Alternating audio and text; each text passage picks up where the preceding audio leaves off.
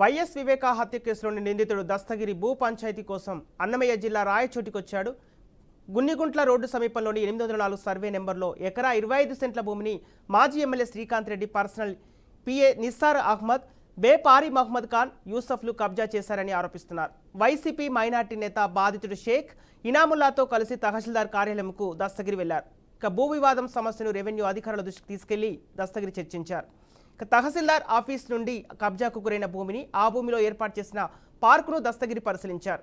కబ్జాదారులు గతంలో అధికార పార్టీలో ఉండటంతో తనకు న్యాయం జరగలేదని బాధితుడు ఇనాముల్లా అంటున్నారు. భూమి కోసం 2 ఏళ్లుగా కలెక్టర్ ఆఫీస్, తహసీల్దార్ ఆఫీస్ చుట్టూ తిరిగినా వాపోతున్నాడు.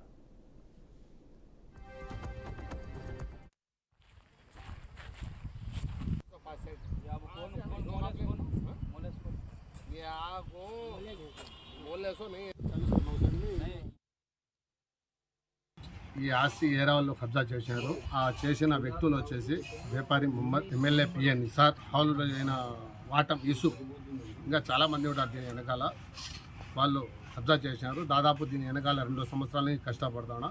నాకు ఎవరు న్యాయం చేయలేదు. ఈ భూమి సర్వే నంబరు 804, 1 ఎకరా 25 సెంట్లు. ఇది మనము చాలా అధికారుల దగ్గర పోయినాము, మాకు ఎలాంటి న్యాయం జరగలేదు. చాలామంది దగ్గర పోయి నేను రిక్వెస్ట్ చేశాను, ఎవరు న్యాయం చేయలేదు.